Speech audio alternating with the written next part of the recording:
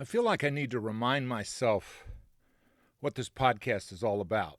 The premise of this podcast is that I try to listen to women one at a time, that I practice the skill set of listening, the basic form of respect. Look someone in the eye and listen to what they have to say.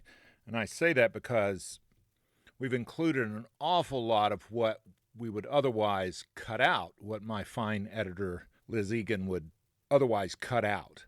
So this episode is particularly long, and toward the back half of it, it includes an awful lot of me, which would typically be cut out. And that's because it was recorded in Nashville, Tennessee, where I went to school, dropped out, did a lot of drinking, got sober, got married. Our second child was born there. I got a lot of history in Nashville, Tennessee. And it is a conversation with a person who was a colleague, a pal, someone that I competed against.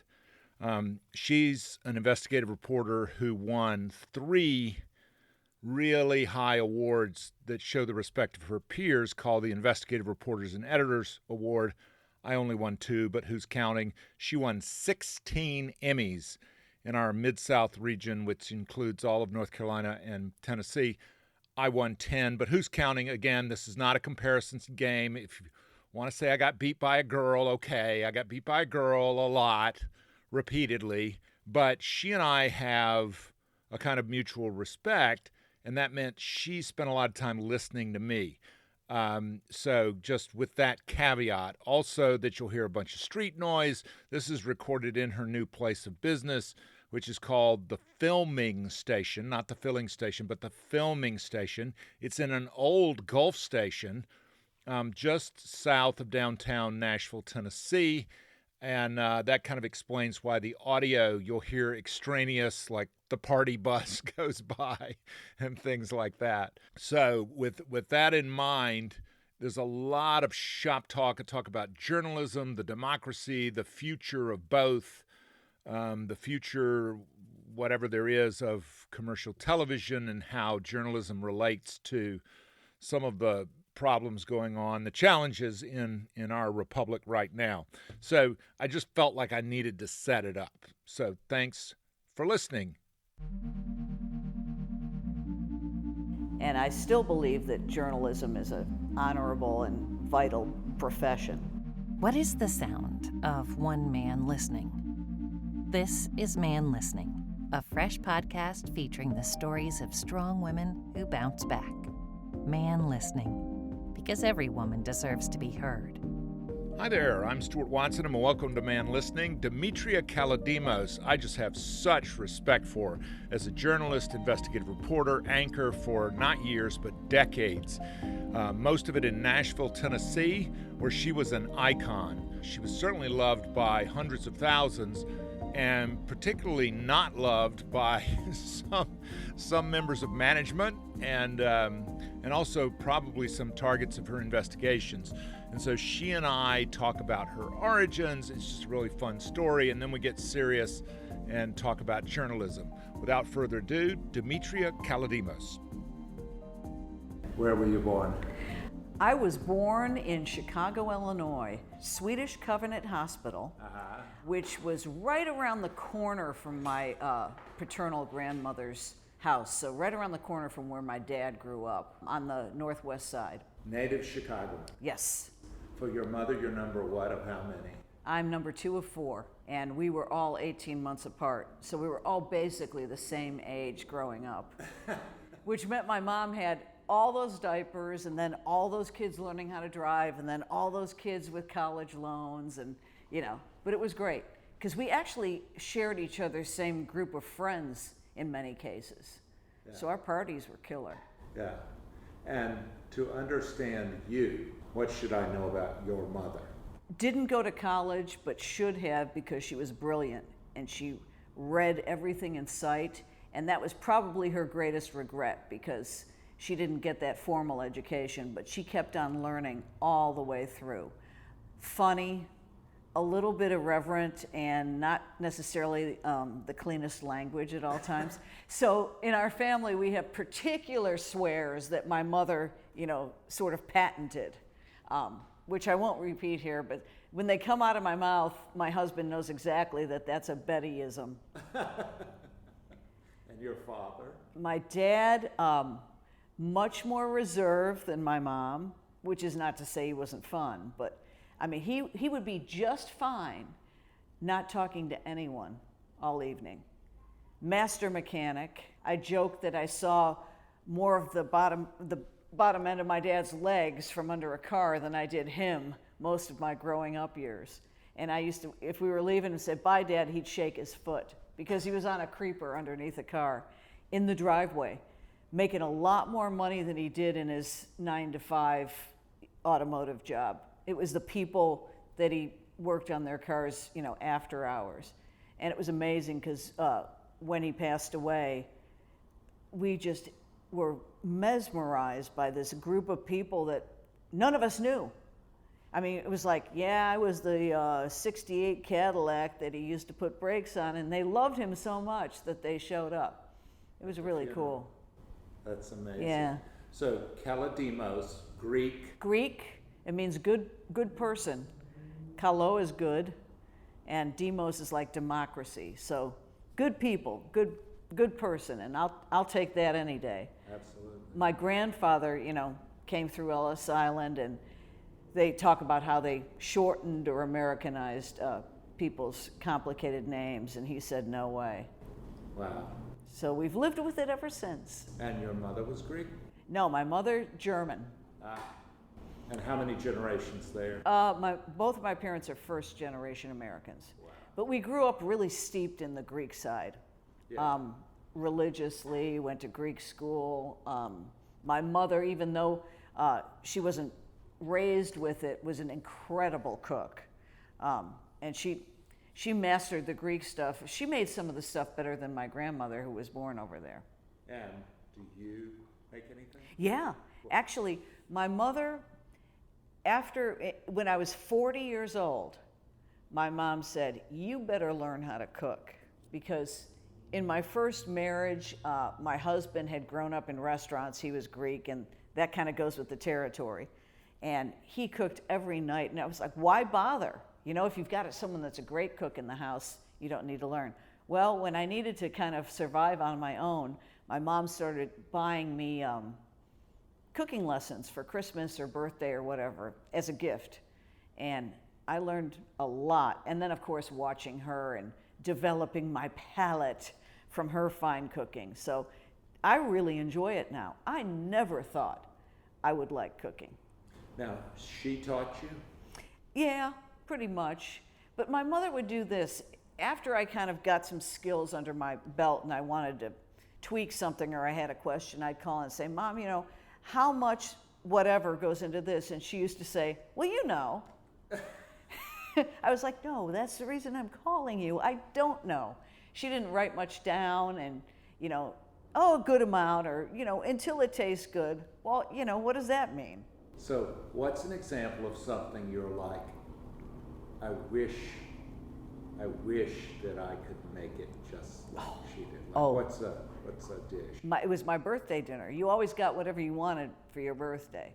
And I used to ask for what we called it in our house, lamb and orange spaghetti. It was a roast leg of lamb, and then my mother would take the drippings from the lamb and add tomato paste and a bunch of other stuff, and then cook the spaghetti in the lamb juice, which I hope you think that sounds great, because it is outrageously good. And I've tried, and I know what goes into it, but it has never ever quite tasted the same. I take it you've probably been to Greece. Many times, yeah. And when Not enough. What part of the country do you? My relatives are from the Peloponnesos, which is, the West mainland, farming. My father's mother's side was near Tripoli, and his father's side was near Sparta. So, we got that fighting spirit in us, that Spartan warrior. And then I've spent a lot of time on various islands as well. I've got had some former ex's relatives who are from Carpathos, which is an island no one goes to down near Rhodes. And then when we go, we hightail it to, we choose an island, get there, and stay there. Now, how far back have you done like the genealogy? Would you get there and like Oh, yeah. run into? We got there, the whole family went in 79 as sort of a pilgrimage. And my dad had never been. I mean, both of his parents, but he was working all the time. He'd send us kids. We traveled a lot, but he wouldn't go. So in 79, we went as a family, VW microbus with all 6 of us plus a few other relatives stuffed in, my dad driving on death-defying roads. And we got to the little region of where his father grew up at a certain hour of the day when people usually sleep, you know, the hottest hour, they take like a siesta. So it was super quiet, and we're just kind of like cruising around this little village. And my mom says, that's gotta be it.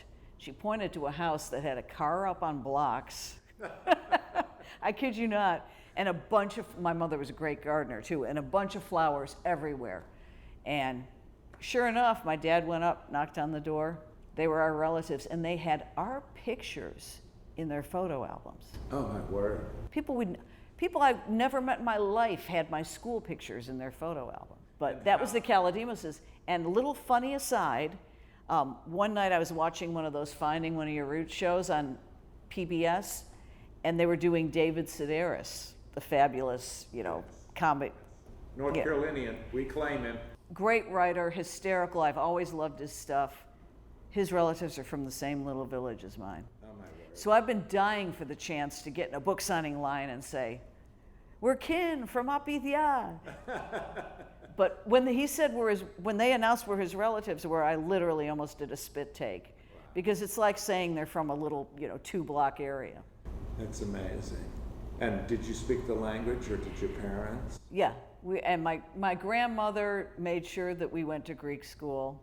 And to this day, I can spell and read and write Greek better than I can converse in it, just because I don't get a chance to. But my husband and I have vowed that we're going to take a sabbatical and live for a year over there. Yeah. And live for a year, not in a city, but in a little town. So it'll all come back. I mean, now's as good a time to any is to broach the serious subject, which is what you and I did for a living for decades. Right. Not years, but decades. I don't know how you feel, but how I felt was, once upon a time, I felt like that we were kind of like the same area as politicians, that we were like different sides of the same coin, that we served to inform people, to just let people know what was going on. And had a responsibility that Right. came along with that. Right. And did you feel that way?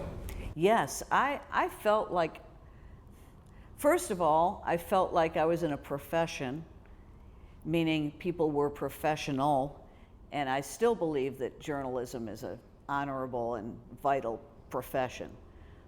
What I see in some places now defies that description. But I can remember also just feeling a huge responsibility to get it right. And in the later days of my commercial television career, there seemed to be no worries if we didn't get it right. We just come on and apologize or correct something and move on to the next thing. And I don't know when that changed, but it probably coincides with when opinion started coming into the national broadcasts, and words that you and I would never have written for ourselves in a script in a million years. Why? That were so judgmental. Like, well, I heard an interesting conversation the other day about how long it took the Times and the Post to actually say the word lying and liar, referring to the prior administration. And there got to a point, I mean, I can understand where they couldn't call it anything else than what it was. I'm trying to figure out some offensive words. It takes me about 1 minute on one of these so-called news shows that go all day long to think, I would never say that. Yeah. or it would never get past my editing pen. So let me back up and ask how you got there. 2 quick questions.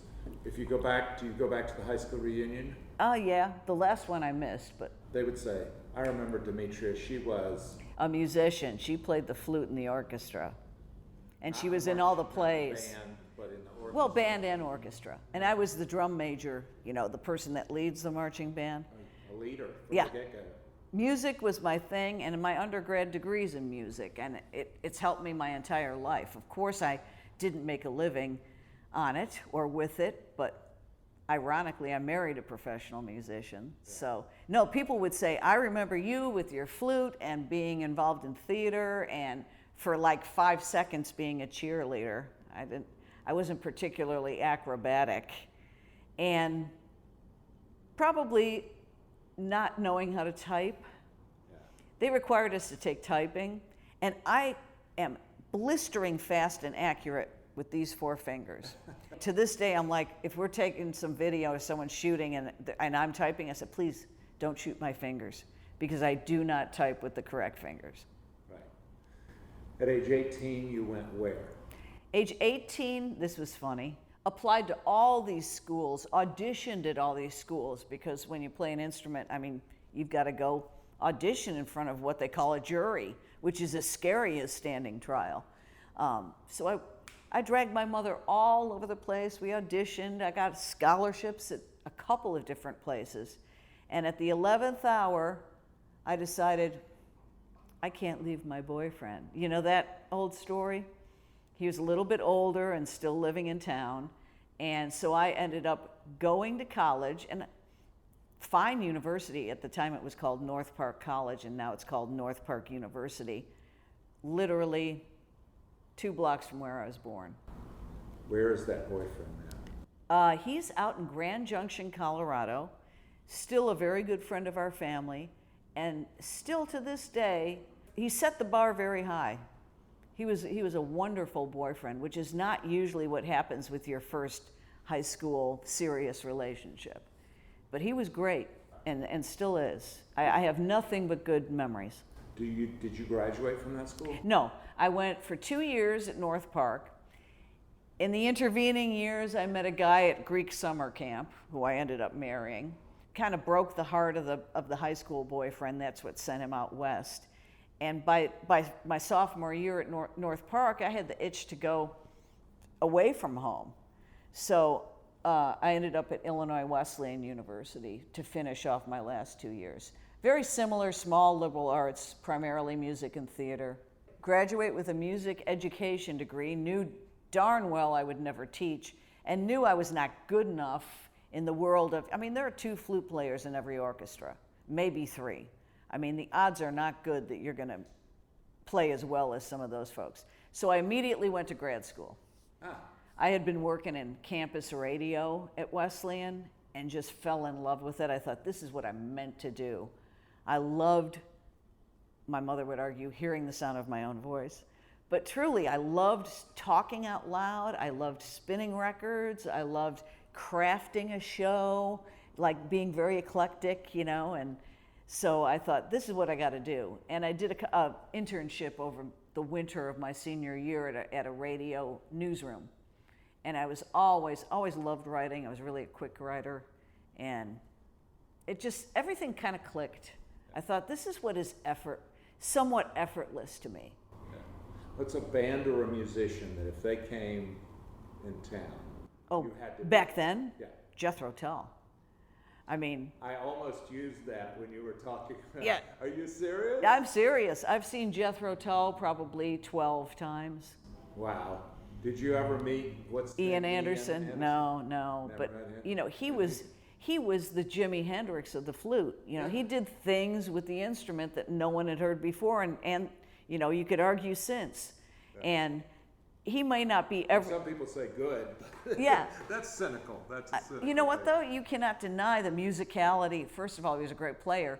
And if you listen to Thick as a Brick, both sides, yes, it's a very intricate piece of music. Right. And you can't say, oh, he's one of 500. You can't throw a rock in this town without hearing one of No. those rock flute players. Yeah, exactly. But it was funny, I was watching a doc the other night, this new one about the Forgotten Soul Festival in Harlem, and Herbie Mann, they showed Herbie Mann, and I'm thinking, boy, he could really blow a flute too. Yes. I mean, it's a great instrument, it's very versatile, but I had a huge poster of Ian Anderson in my room, and I thought that was it. Yeah.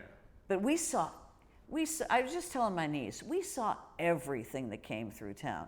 That's what we would save every bit of our, part-time job money to do, is to buy a concert ticket. Yeah. And if that ticket cost $15, that was super expensive. Yes. People don't realize that. $3, you go to a show, or have a carload of. Yeah, exactly. And that was our social, event of the year. So, and in Chicago, all the big names came through. It wasn't like we were waiting and waiting out in the middle of nowhere. We were kind of spoiled. So, when's the first time anyone ever paid you to talk into a microphone? Interesting. My senior year in college, they had a contest back in Chicago to find a spokesperson, like for a local Chicago department store that was fairly high end. And they were looking for Miss Preppy, because the preppy look was all in at that point in time. And that was my style of choice at the moment. And I went and tried out for Miss Preppy and won. And part of that was doing commercials that were actually on TV. Well, this is before VCRs. Actually, we had one friend who had a VCR who recorded it for me because it was running on American Bandstand during one of those breaks. And I had the tape and I lost it. Oh. And oh, what I love. And let me tell you who the friend is. I mean, this sounds crazy because I've already talked about sitting next to Peter Frampton, and I don't mean to name drop, but the friend that made that recording for me, which I later lost, was my sister's boyfriend at the time. His name is Steve Levitan. He's the creator of Modern Family and all those hit shows.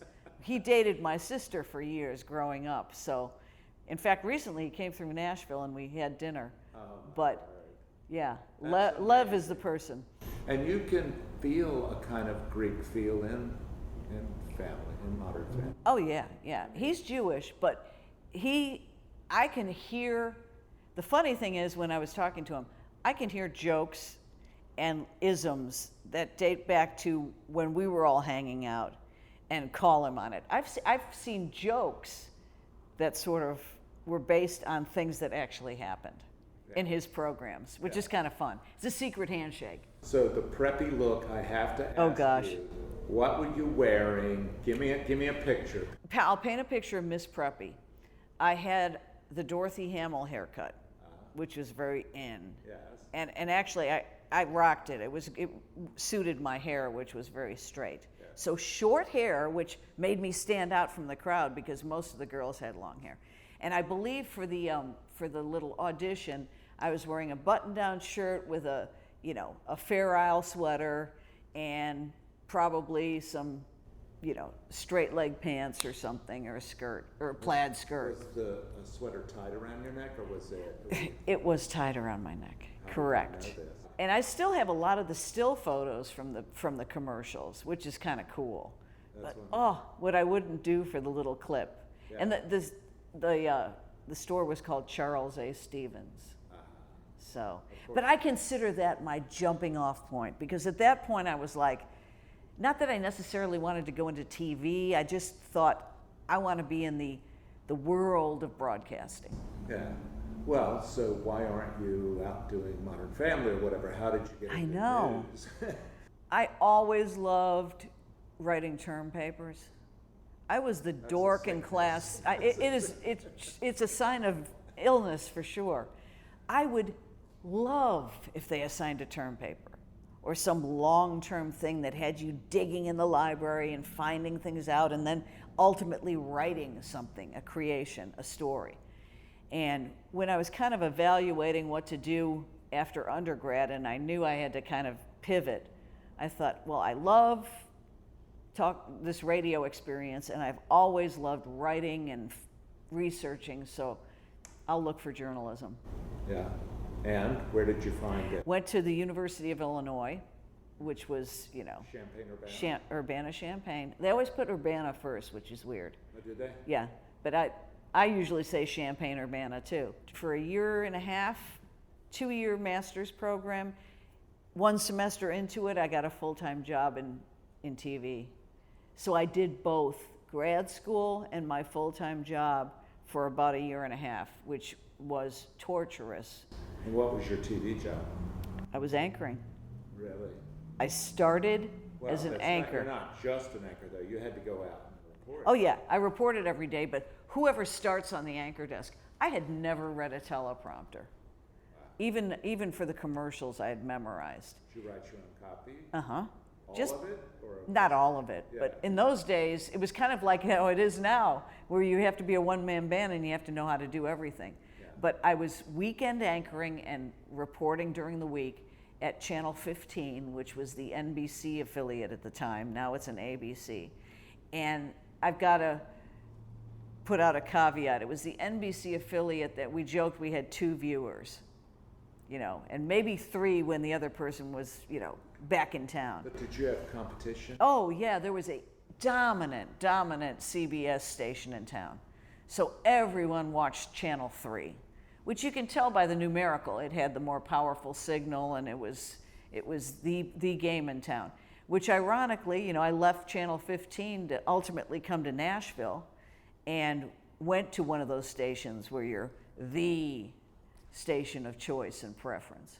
Oh my God, those were your 2 stations? 2 stations. Like 15 to I went 4? from 15 at the age of like 22 to 24, and then came to Nashville when I was 24. That's mind-blowing. It is. It's unheard of. And to this day, I don't know how it happened. Because the way we would look for jobs in those days is the back of Broadcasting magazine. Do you remember that? Absolutely. Yeah. And there were boxes. There were boxes. Send in your tape. And hope that they send it back because tapes were expensive. Yes. I mean, if you're only making $150 a week, and I was as a weekend anchor, I can show you the pay stubs, $150 a week. But that cassette that I got my resume on cost me maybe $25. That's a lot of money. Yeah. And I can remember them, just all of them coming back, and I knew they didn't even look at them because they were addressed to Dear Mr. Kalodimos. We've got nothing for you at this time. But then finally I got a call out of the blue from Nashville. Yeah. Did you have an agent? No, I did everything on my own. Unbelievable. And even when I got my job and through the years, either other interest from other places came in or I was negotiating contracts, I never used an agent. There was just something about giving someone money for the life of your deal when you're doing all the work every day. Much easier to hire a lawyer. Yeah. One-time fee. Wow. Yeah, that's smart. That's smart. When was the time at that Channel 15 where you looked into the prompter and the copy was completely wrong? Oh my gosh. What's that feeling? Describe that, because I know what it's like. Well, and also you got to remember that the prompter was a physical camera. Yes.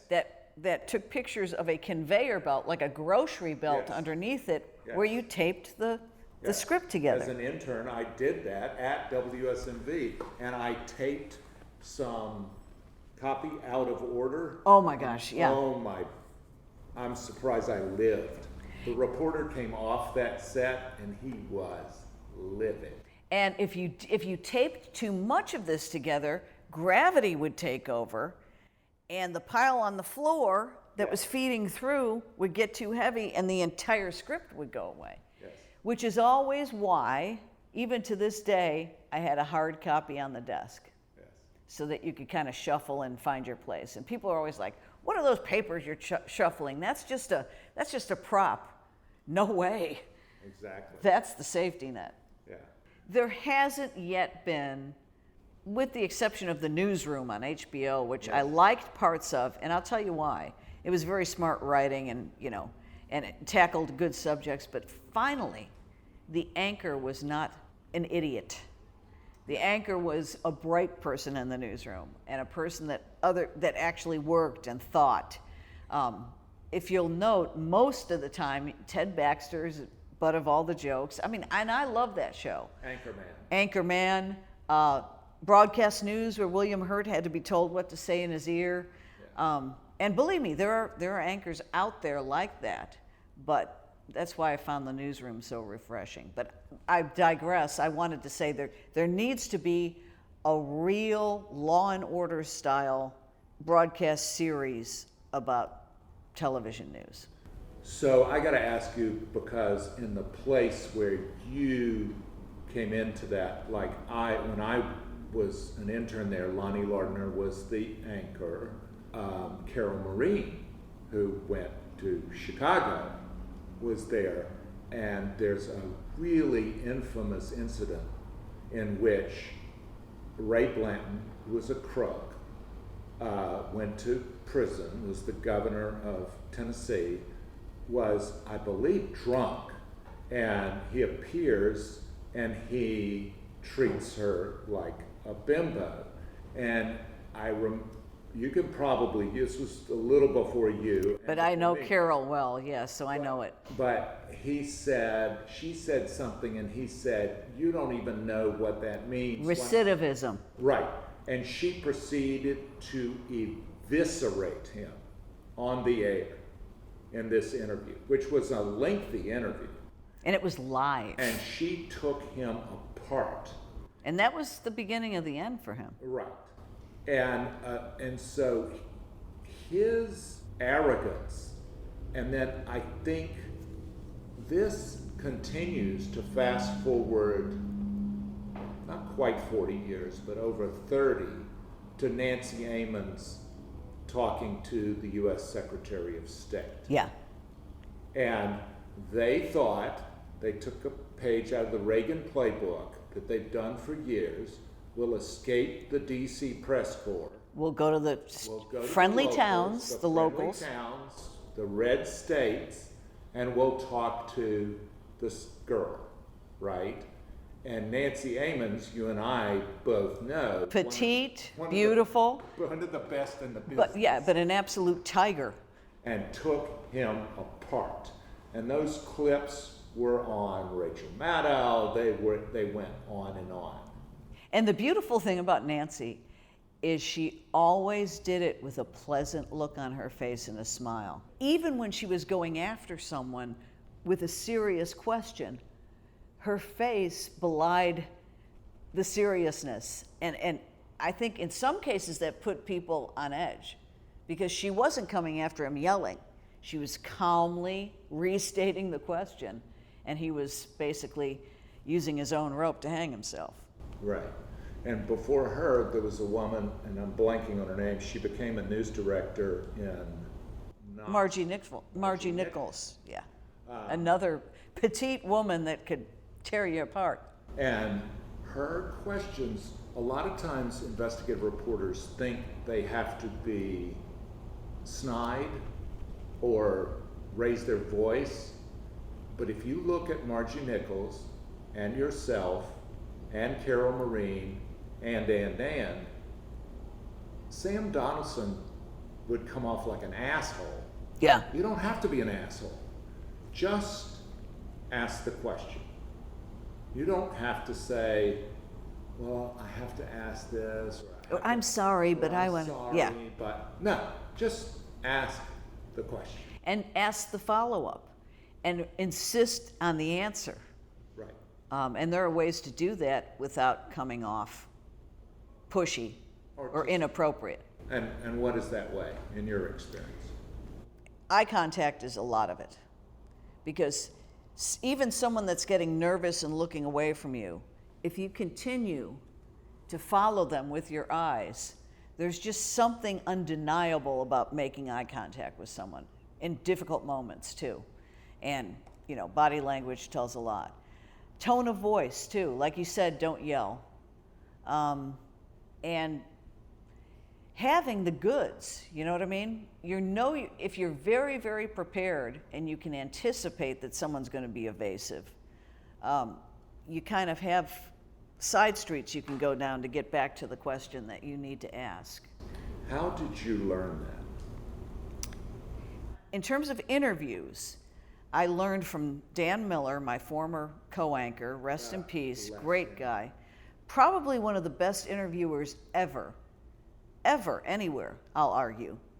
He taught me how to shut up and not talk over people and not anticipate the answer and just let them go, and that silence is okay, because the person's probably going to be motivated to fill that silence. So it's what seems like an eternity is really only a couple of seconds. So Dan taught me how to listen, and also how to follow up, because so often young people going out to do their first interview have this list of questions 1 through 10, and they've typed it and they're looking at it, and they're not listening to anything that the person's saying, and they miss the most fantastic detail. And then they come back and you ask, well, did you ask them this? No. Why not? Examples of anything that women have to phrase it differently. Is there an example where women have to phrase anything differently or state it differently? It depends.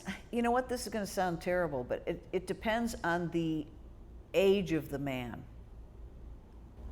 That doesn't sound terrible. That's just sort of knowing your knowing the way to sort of relate to someone my dad's age versus a college kid is going to be very, very different. And we're losing a lot of that generation now, but I was always a bit more, unless it was a hard-hitting story, a bit more demure with an older man in authority. If it was just your typical, let me get some information from you.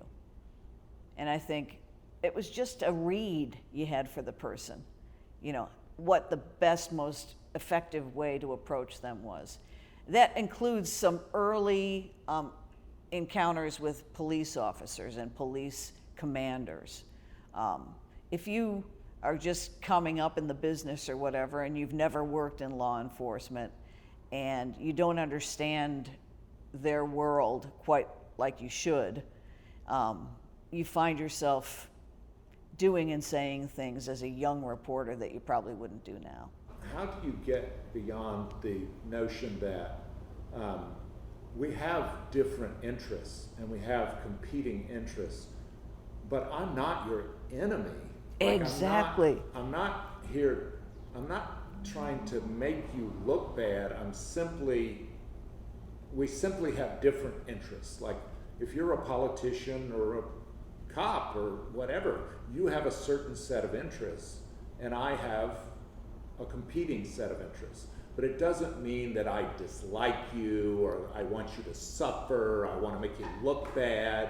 I mean, I don't know how to say that to people. Yeah, and I don't know when that characterization really truly came about, because in the 80s up to the 90s, I felt like when we rolled into a town, we were respected. They'd give us anything we wanted in terms of access to people or places. And now it's like they worry about having markings on a news car, because that could get you, targeted. I don't know when that happened. And I'm certainly not your enemy. In fact, we're all trying to get at the truth, correct? Or we should be. And to ask a question should never be offending someone just because you ask the question. And I think that's where we've where people have started to think of us as an enemy. That somehow just asking the question or bringing up contrary information that is in conflict with whatever they're telling you, that is somehow being disrespectful. It's just doing our job. But what you're describing I think in like the loss of professionalism or the loss of any notion that, I'm not even going to call it objectivity, but fairness, that you're being unfair. From the jump. From the jump. You and I were both investigative reporters. I was in the field guy, and you were an anchor and an investigative reporter, but you did it really, really well. Like, you won IRE awards, and you were really well respected. I mean, do you see anchors going out doing half-hour or 1 hour, basically documentaries? You're shaking your head. Rarely, if ever. And I don't know if that's just, it's certainly not the fault of the anchor. These days, at least in commercial television, the anchor, they're more concerned about the anchor being at a ribbon cutting or doing a promotion for something else that will elevate the station. And they certainly don't want the person that's supposed to be liked to ever be edgy in any way. And that's also an interesting thing. It's a risky thing for the anchor to go out and be an investigator. One good positive is that the door's open for you, and your phone calls are usually answered because people know you by sight and by name. But the second is, boy, I really used to like you. Or I used to think you were this or that. I thought you were my friend. I thought you were my friend. I thought you were on my side. Right. But I've also done hard hitting. I did a series shortly before the end of my TV career here, broadcast TV career, about a local merchant who is very well known, a diamond seller, and was using a certification on diamonds that was not universally respected, and basically inflating the quality and the price of the diamonds based on these pieces of paper. And it was a contentious 6 weeks of putting this piece together, because, I mean, it was like basically me asking, aren't you cheating people? You're cheating people. Were they advertising? They were advertising. On your air? Yes. And long story short, the story made quite a splash, not in Nashville necessarily, but in the international diamond world. Because as a result of our series, because the person we were going after was so well known, these certifications became, their name was mud all over the world, and they stopped using them. So it's a long way of me saying years and years and years later, I have seen this person who's perfectly cordial and said, you know what? That had to happen sooner or later, and I'm glad you exposed it. And I thought, wow, it wrecked your business for a long time, and we were, button heads and threatening lawsuits and all these other things. But it's funny how the good, when it does finally come out and breathe real air, it does amazing things to people. And I mean the good and the truth. I was sued 3 times. Have you been sued? I've been sued. Have you been deposed? Yes. Not fun, huh? No, not fun. It's not something that I take as a badge of honor. I actually saw it as kind of a failure on my part that it got to that. When I first came to Nashville, again, from a very small station that no one watched, I was served summons to a deposition over a VO. We talked about a voiceover. A VO I had done 2 years prior and just read on the air. Probably, I didn't even write it. It didn't have my initials on it. And it was, I think, someone was trying to, get money out of the station, saying we ruined their career or cost them their job or something. But at that early age, I was terrified, especially with something that happened in another market. But I did offer testimony in a case that became precedent here in Tennessee regarding the Shield law. And I had interviewed a guy that I'm sure was a serial killer, because he had killed a bunch of people here, and He just was so matter of fact talking about it. But I got one of those spill your guts confessions in a jail cell from this guy on tape. And again, for some reason, I don't know if it was because I was female or, whatever. All of his victims were female too, which was kind of scary. But I went and testified because the cops wanted our outtakes, the unedited version of what we put on the air, which seemed kind of stupid anyway, because obviously we're going to put the most important stuff on the air. The outtakes are usually not going to be interesting. But long story short, that case resulted in a ruling that those outtakes cannot be subpoenaed. Wow. Yeah. You'll see my name. Because my guys would just say, well, can't you just put it all on the internet or whatever, and then get around it by saying yeah. We dug our heels in though, and it was a proud moment for Nashville journalism. And I can remember when I was going to the old courthouse to testify, they gave me a toothbrush at the station, like, hey, in case they lock you up tonight. Well, I'll tell you one that is a little bit of a different thing, but it goes to how the business has changed. Once upon a time, Gaylord owned Opryland and the new Grand Ole Opry, and Gaylord owned WSMV. And there was some sort of lawsuit involving Gaylord, the entertainment part, and Mike Kettering, who I don't think was your boss. Yes, was, yeah. My door, who's for years, yeah. Priest, and there is no. But I think you're thinking of Gillette, George Gillette, with the meat packing company. But what I remember was, whether it was Gaylord or whether it was Gillette, is that the boss said, I don't want you covering blank legal proceedings. And Mike Kettering was on the front page of the Nashville Tennessean the next day, below the fold, but it was a front page, and said, I've been gagged. I want to tell you, that would never, and I mean never, all caps in bold, happen now. That would never, ever happen now. First off, whoever the news director is would be taking the orders from a corporate in some other big city that knew nothing about the market. Exactly. And the corporate people would anticipate what the owners wanted. Yeah.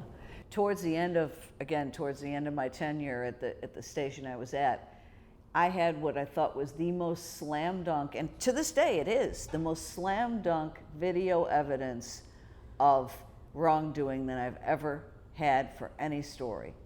And little quick thumbnail summary of it, a butcher called me and said, hey, they're making me sell rotten meat, outdated meat. They're making me put new labels on it and put it back on the shelf.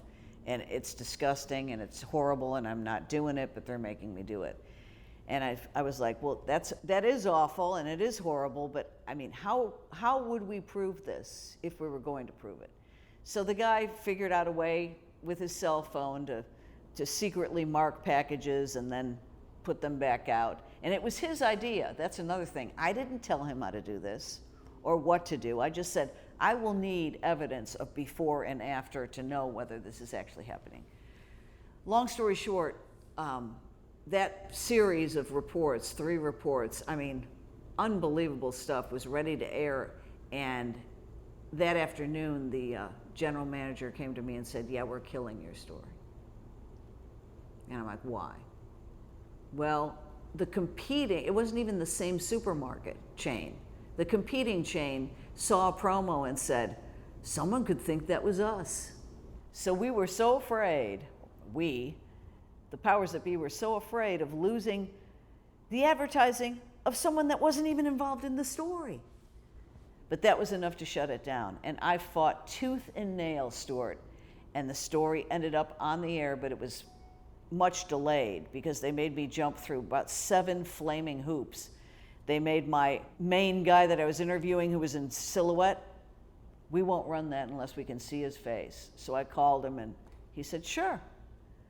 And he came out of the shadows. I mean, I told him that the story was going to die if we didn't do this, this, and this. And we did it all, and it ended up running. Wow. What I'm wondering is, what's going to save democracy?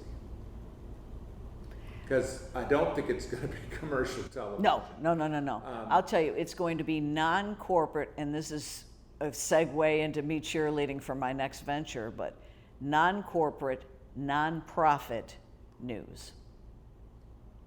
And under no pressure to satisfy shareholders, win ratings, or be afraid. So like a ProPublica? Like a ProPublica, like a Texas Tribune, and soon to be like a Nashville Banner, because we're resurrecting the old shuttered newspaper as a brand? Yeah. Well, it was sold to the Nashville Public Media, which is the overseer.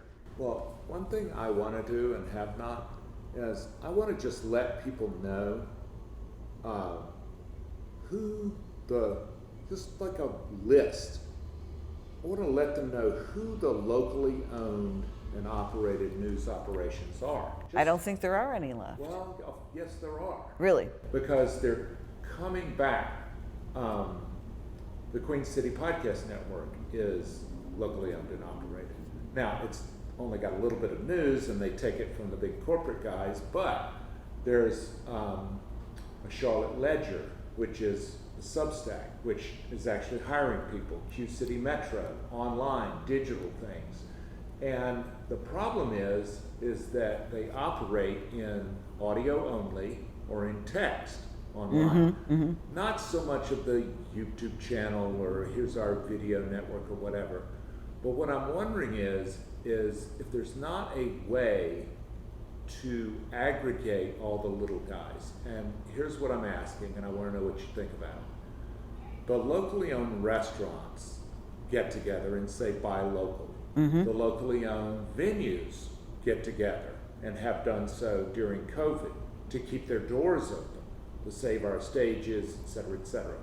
And they are all about buy local, buy local, buy local, come to the local, come to the Main Street vendors. I don't know why journalists can't do the same and approach the local stages, the local clubs, the local theater, local, and say, hey guys, we see you're buying all this ad with big media. How's about you throw a little bit of that money to the people who are your neighbors, people who do care about the mayoral race and the city council. And the school board and spending and the judges. And the legislature. Exactly. Yeah. Well, that's what we hope to do. Congratulations. Yeah. And we're close to meeting a challenge grant from the American Journalism Project, and as soon as we raise that 1.5, it doubles and we're on our way. By we, I say Steve Cavendish, who was the big honcho, and then I'll be executive producer over whatever we end up offering in terms of video and audio and that sort of delivery. What I'm saying is there needs to be, and I know that there is a independent news network of nonprofit newsrooms. Nonprofit is a little bit confusing, yeah. Because they still take advertising. Because the Associated Press is a nonprofit. A lot of people don't realize that. That's a big organization, and it is a nonprofit. So just because something's a nonprofit organization doesn't mean it's clean. Right. Yeah, of course. Exactly. There are plenty of places that can pay people. But another key is going to be, like you talked about, the local management and direction. I'm talking about direction like a movie director, that will come from having longtime local residents overseeing. Right. And not huge corporations with 18, 20, 30 stations that all look the same, that all offer up the same material. And, don't fool yourself. Watch your so-called local news right now. You will see weather, 3 or 4 times because, we both know it's easy, it always happens, it's reliable, you can always talk about weather. You can always fill time when something is collapsing by calling in the weather person. So you'll see weather, you'll see maybe one complete report about a topic in town, 2 or 3 things that just required a photographer to go by, and the rest will be material off of the internet, Facebook, YouTube, whatever the cat stuck in a tree type video is that day. Yeah. There's nothing local in local news other than the weather and maybe one story a night. I'm going to give you my big picture take and see what you think. The senatorial elections in Georgia this year, $500 million, $500 million, flooded the state of Georgia. Most of that money Local TV. went to local TV. It was a bonanza to local television. Did the journalists see that money? They did not. What happened was the shareholders and the management had champagne popping. Yeah. It was a bonanza. A lot of that money is so-called dark money. You don't know where it comes coming from. Yeah. It's been laundered so much that you don't know where it's coming from. And it is going into slime. So when people want to know why they're seeing the same slime over and over again, and they can't turn on the television without the slime oozing through the screen, it's because it works. It's effective. And they know it's effective. So you don't know where the money's coming from. It's going to the slime, and there's no way the local television stations are going to turn it down, which they could, but they'd have to turn down all of it, or do enough coverage to offset the slime. It's impossible to have as many minutes covering the actual issues than there are minutes of slime, of which there can be up to 8 minutes per half hour. Yeah. And then a lot of the political coverage, so-called political coverage, reruns the slime in order to supposedly knock it down. Right. It is a fucked up system. You're so right. I mean, how many times have you been, the latest New York mayor's race, once they had debates, they were just volleying around the material from their commercials. And that became the issues, whether the guy lived in, Brooklyn or not. I mean, you're so right, because they set the agenda through their advertising, and then, probably 3-1 in terms of news story versus spot that you see every day from a candidate. I'm wondering if the lever, it would seem that the Congress would be interested in pressing the lever, because it's one thing if all this slime were occurring in a completely unregulated industry. Like, if you want to put slime on the pages of a magazine, or if you want to put slime on YouTube, or slime on TikTok, or slime on Facebook videos, it's completely unregulated. Yeah. You could put porn, you could put snuff films, you could put whatever the hell you want to on the internet. But this, people do not understand, is a public and finite airwave. You have given the broadcasters something, just like you give the ranchers and the miners public land. Right. You have given the broadcasters something of public value, and you have asked them one thing in exchange for this press with which they print money, and that is cover political issues, public issues fairly. That's it. Just go and cover the school bond referendum. but it's boring. I don't give a shit. Yeah. That's your job. Yeah. It's not a TV story. How many times have you heard that? It almost became... Yawner. Nobody's going to watch that. No one's going to watch that. Or the fight I had for an investigation that ended up winning one of these IREs, when we found out that low-level radioactive waste was going into ordinary trash landfills, and I had to sort of educate people on radioactivity. Oh, you would not believe the blowback I got from the powers that be. You're putting people to sleep every night. You're making them go to school. No, we're just, teaching people a little bit about why this should be an issue of interest and concern. But it's bad TV, but no one will watch. Well, that's when we are challenged creatively, because I don't think there is such a thing as a non-TV story.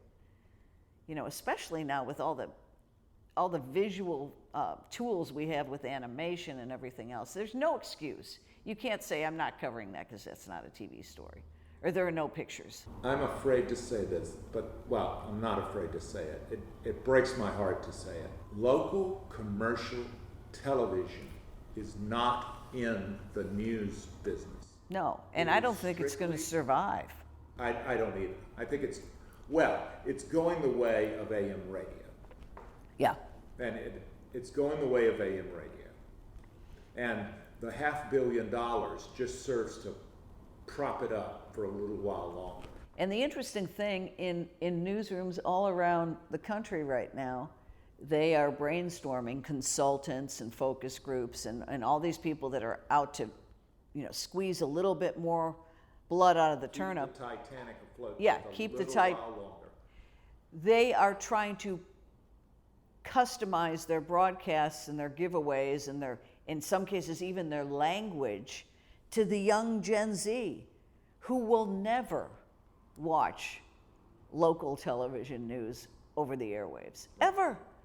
They'll never want to watch it. Nothing you do will entice them to watch it. And they don't even have the money, the disposable income to spend to satisfy the advertiser. So unless you're programming right now and choosing stories and issues that are relatable to the boomers, but they're more concerned about getting young people to watch. Newsflash, they're never going to watch. Right.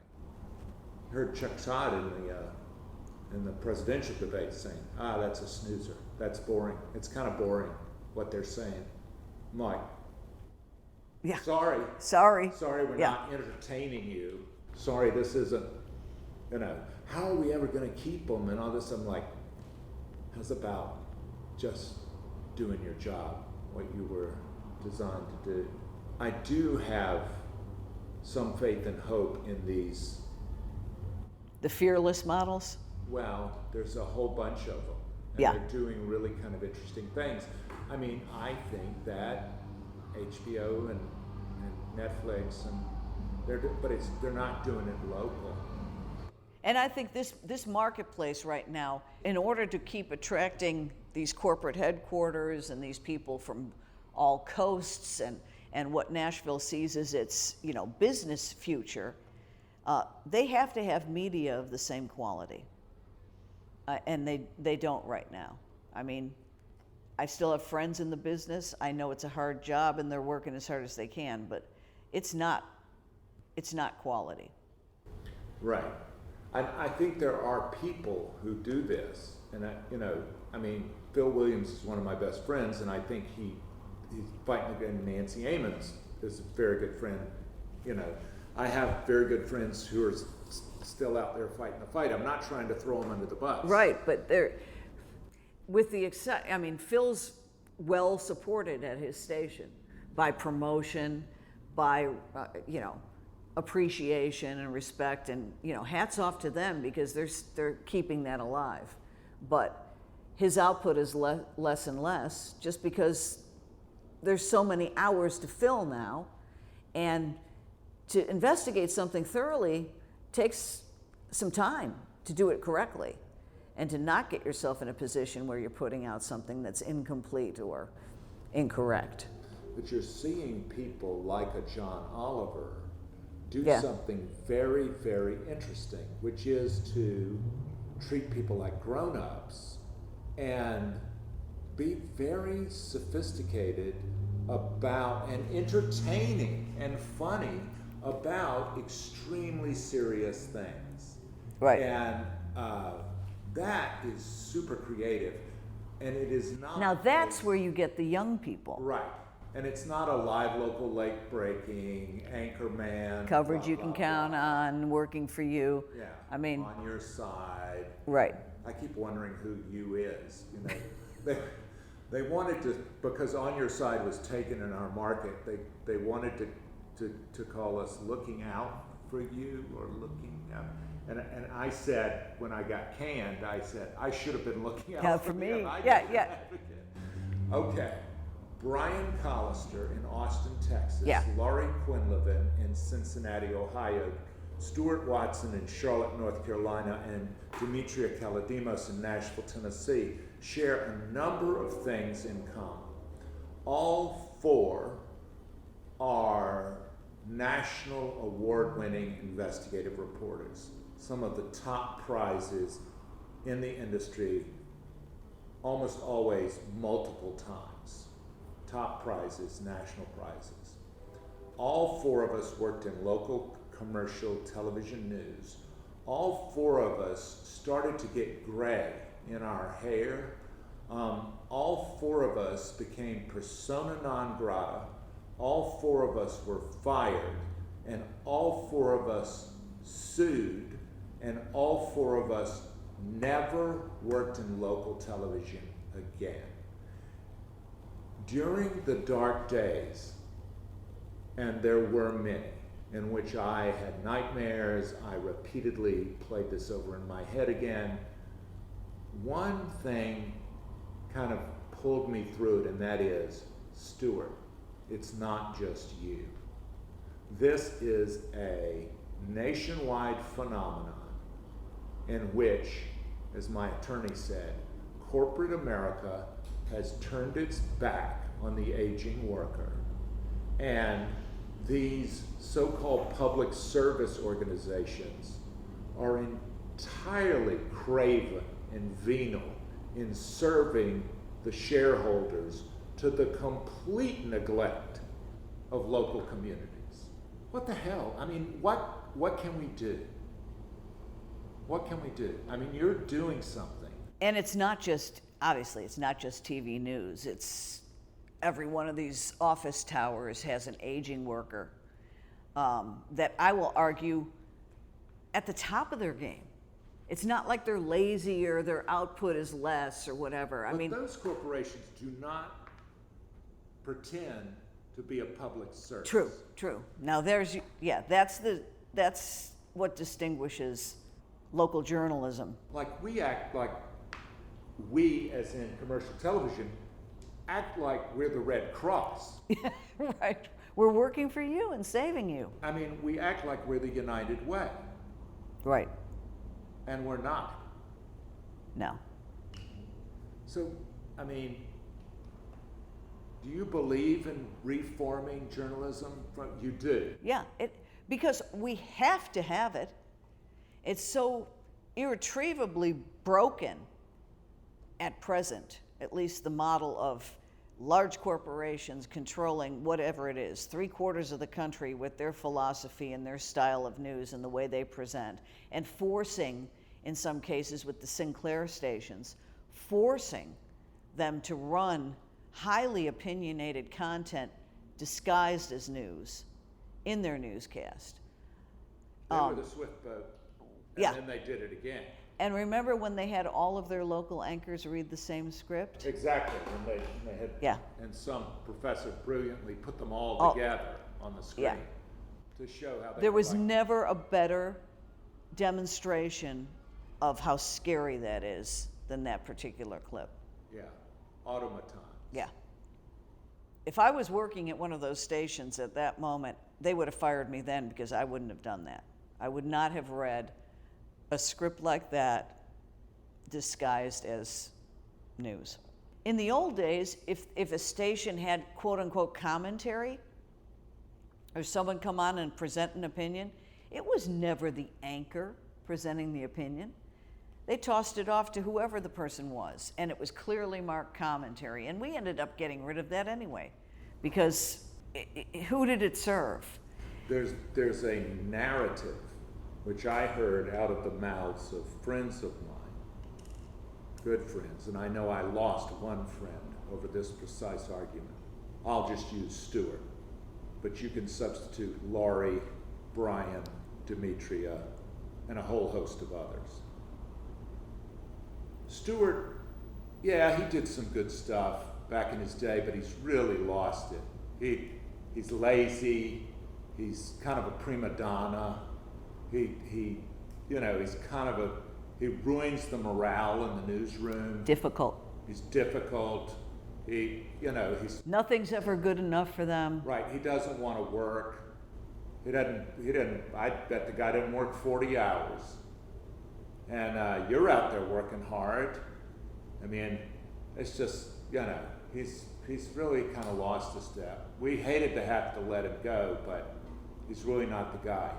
Now, if that were just hearing that about Stuart, but when you start to substitute Laurie, Demetria, Brian, I'm starting, what do these people have in common? And if you recall, I will submit that when they start looking at these ledgers and algorithms and other criteria that the bean counters are using, I guess, to get rid of the expensive people, they'll start several years in advance creating a record of not so true things in evaluations and other sort of mechanisms that they have to build a case. Well, what I say is, if you believe something, then you set about to find the data points. Right, to prove it. To prove it. And there are such things as facts, and even in 2014, I had a manager, the general manager, say, "You've really got to up your game." She called me into her office, sandbagged me with the HR person there and said, "You've really got to up your game." And I said, "Okay, what's the metric? Mm-hmm. How will I know when the game is upped?" Demetria, there was no answer. There was no number. Because if there was a number or a metric that I could hit, I would have hit it. With a sledgehammer, yeah. And I said to this person, "Oh, you're setting me up to fire me." And she said, "Why would it be in our interest for you not to succeed?" And I have no poker face. I actually, I think, laughed. And I said, "Money. This is about money. Why don't you just say what it's about? If you're in the truth business, it does not speak well if something claims to be in the truth business and they cannot be candid with their own employees. That's a bad sign." Absolutely. And, I've got a theory about manipulation of the pay scale in television news across the board. When it became female dominated, it used to be that newsrooms were full of old guys and there were a few women, like we were talking about, the beauty queens, et cetera, that come in and do community affairs, not real news. Now, if you look, turn on the air. You're hard pressed to find a man. These staffs are 3/4 women. And I will submit to you that the staffs are 3/4 women because they will take a job for cheap. They don't expect to get a raise, and they will think that the privilege of being on television is pay enough. We have people now, starting salaries are the same starting salaries that we saw in the 80s. I mean, reporters are going to work for less than $40,000. When I was still looking around for work, 2015, there was a news director in Nashville who said, "We'd love for you to come back to Nashville. We'd love for you to come back." I said, "I love Nashville. I would love to come back to Nashville." He said, "We can afford $45,000. I was a 55-year-old man. I had put in 32 years in the business. I came to Nashville in 1987 as a 28-year-old man for $45,000. Right. And that's what they were offering you. They succeeded. They succeeded in decimating the pay scale. And you get what you pay for, and you could argue that that's where some of the competency went as well. I heard from an anchor who worked some daily cable news gigs, and he used to work with me. And he said he went on one of these gigs, and the photographer, who's also being paid by the day, said, "Where'd you used to work?" And he said, "WCNC." He said, 24, 24, 24. Have you ever heard this? 24 years old, $24,000 a year, 24 hours It was a day, yeah.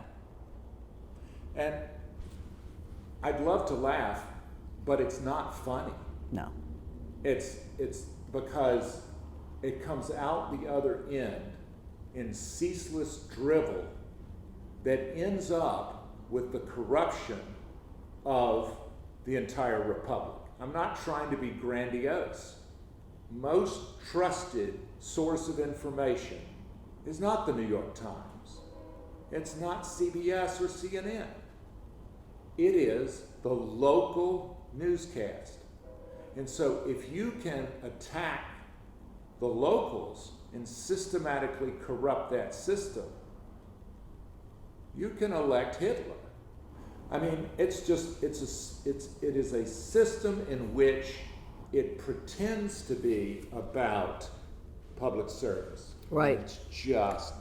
And there was this really amazing irony, and I went back and when I was involved in my lawsuit, went back and sort of read up on previous cases, and the Christine Craft, "You're too old, too ugly, not deferential to men," that case was the year I came to work here.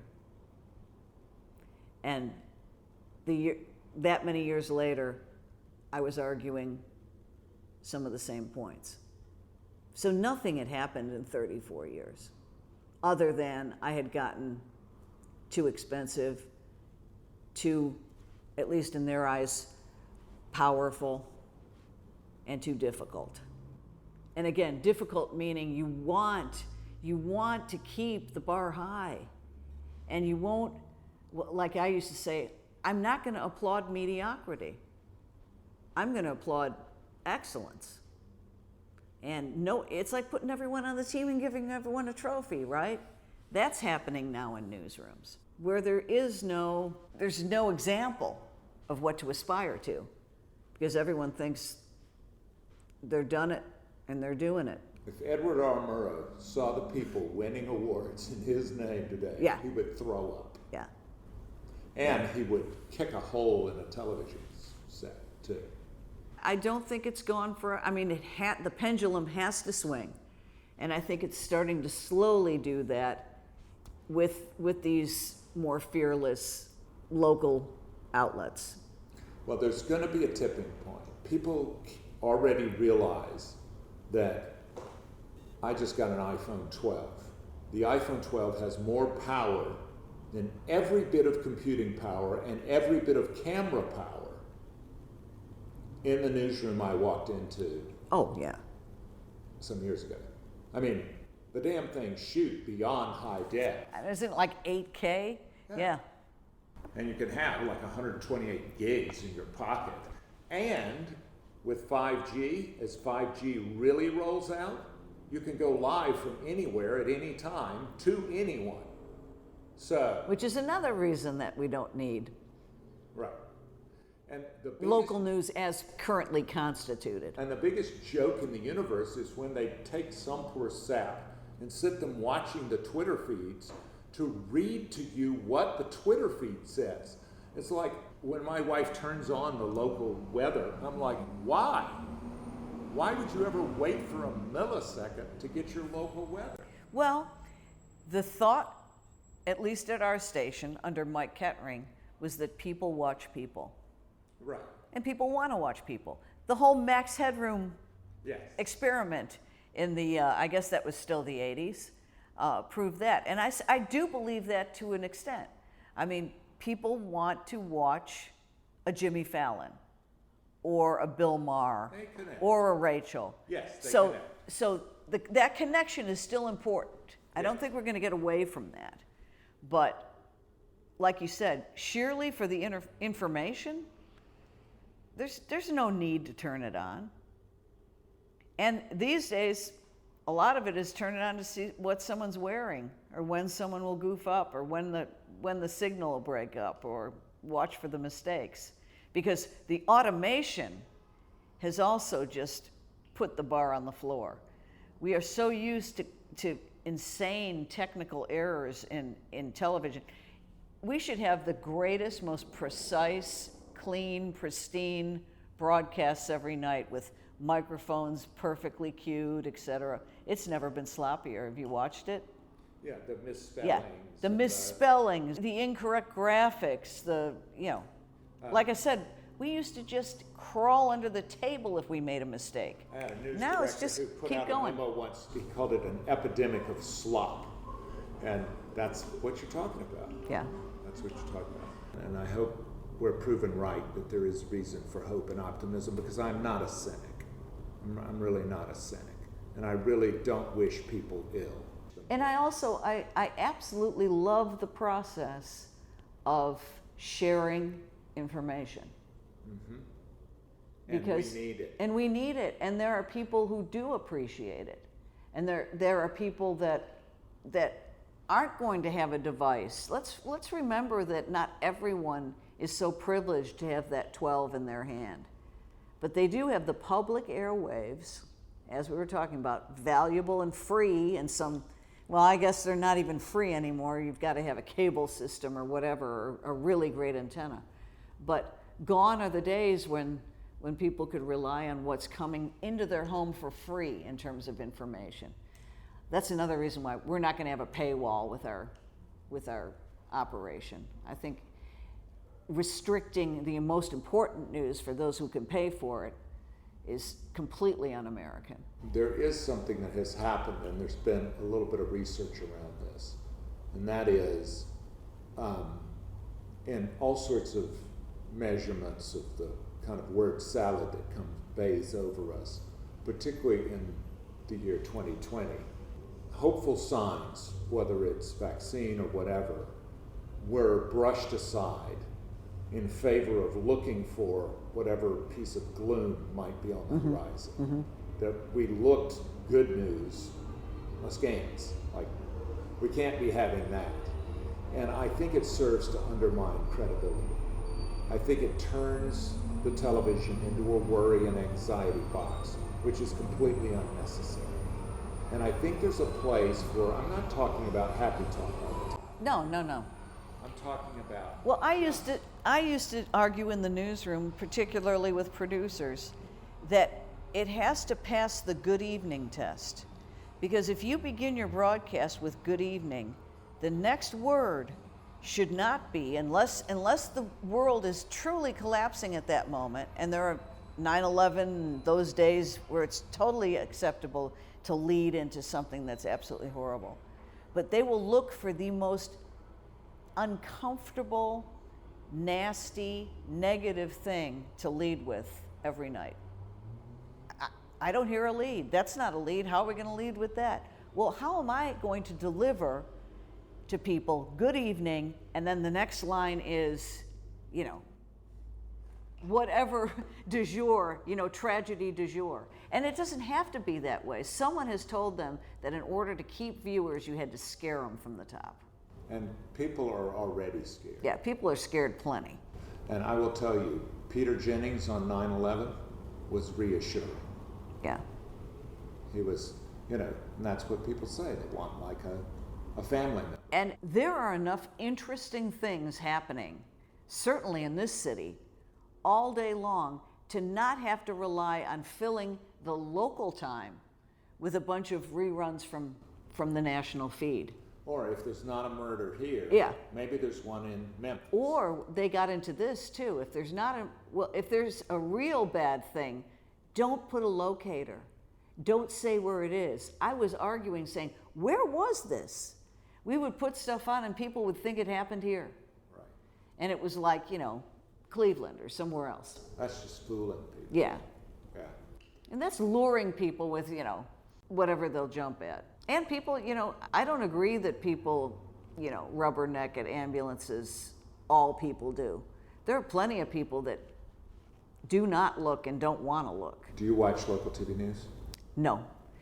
With the exception of investigations on Channel 5, which is Phil Williams. And the only game and I'll give a prop to my friend Dennis Ferrier, who's doing very interesting stories on his own and has been given the freedom to have his own barometer be the barometer of whether this is a story that people want to hear or not.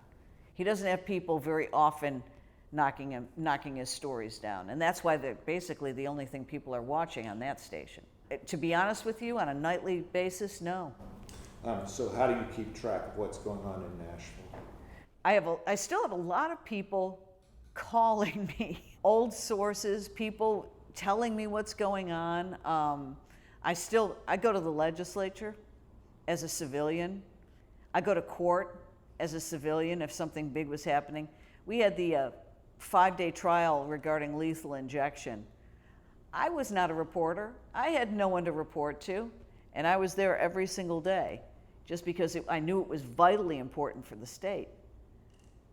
So there are ways to still keep informed, and of course, I get digital papers and stuff on my computer. I stopped getting an actual newspaper when it started being printed in another city for Nashville.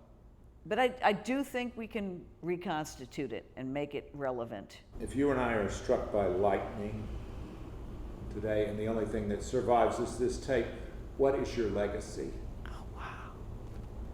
I'm afraid that some of my legacy is going to be the way my television career ended. And that's not a bad thing, because I have met so many women, particularly since this all went down in the sunshine of day and very publicly, who have said, thank you for taking a stand. Thank you for bringing this to light and not just quietly walking away and saying you decided to retire. Thank you for sticking by the truth. Did it get me a job back? No, but that's probably good too. It made other people, other women in particular, think that if they courageously said, hey, I'm not being treated fairly, and it's because of this, that even if they got fired for that, that would be a cleansing sort of positive experience. That you rid yourself of a system that was being unfair to you, didn't appreciate you, and was not going to reward you in the end. As a person, as a what did I do?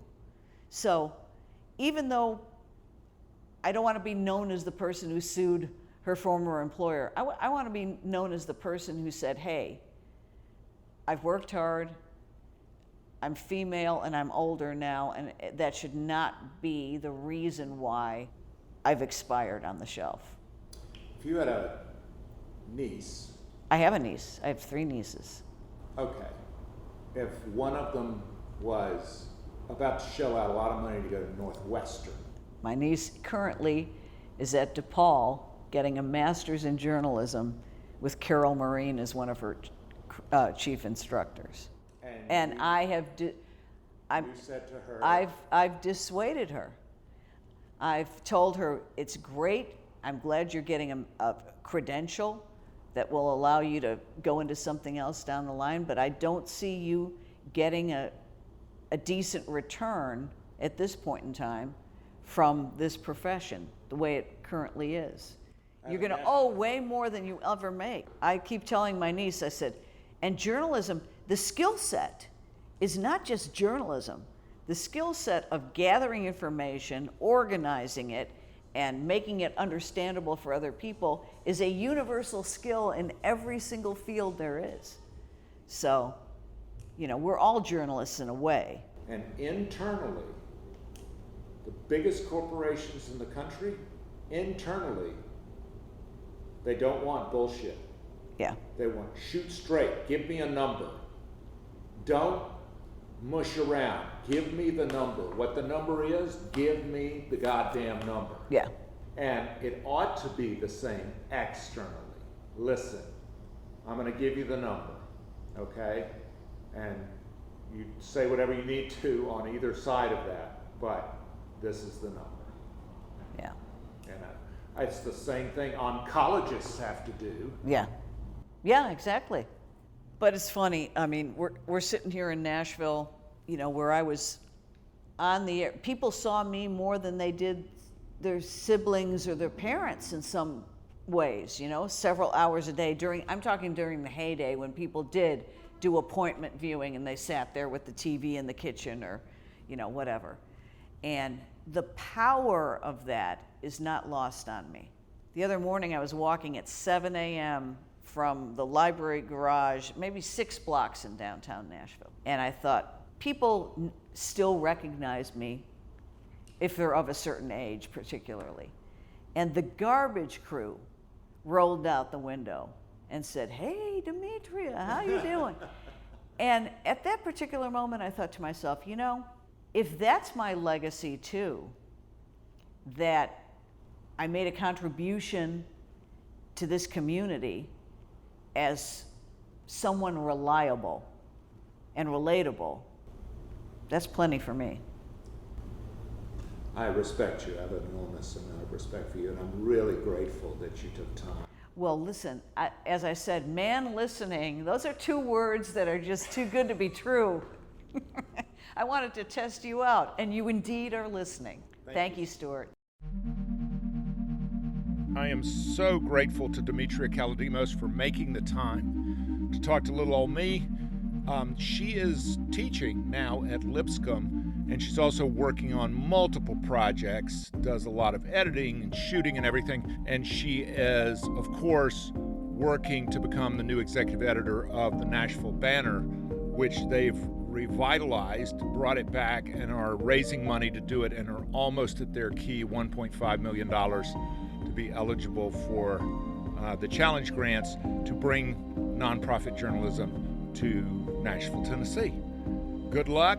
Want to hear how it goes. Thank you, Demetria. Man Listening is a production of Unmediated LLC in cooperation with the Queen City Podcast Network and Balto Creative Media. Allison Andrews at Andrews Creative and Rachel Clapp-Miller are developmental producers. Sally Higgins at Higgins & Owens tries to keep us legal. Our music is A Day at the Park by the group Pictures of the Floating World. Your announcer is Catherine Smith. That's me. Please go to our Patreon page. You'll find us at patreon.com. Look for Man Listening, one word, no spaces. We hope you'll join us by becoming a member. A small investment can raise up the conversation. If you want exclusive member merch, like a t-shirt, we can arrange that too. A huge shout out and thank you and much gratitude. I'm so grateful to all the people who have supported Man Listening in whatever way you have from the very beginning. Thanks so much. Don't forget to support us at Patreon. We believe one voice can change the conversation. Click the subscribe button, and next week you'll hear. That's my purpose, is staying in alignment, staying in integrity with who I am, what I choose to create, and then also the people that I choose to bring into my life, they have to be in alignment with that. That's next week on Man Listening. Thanks.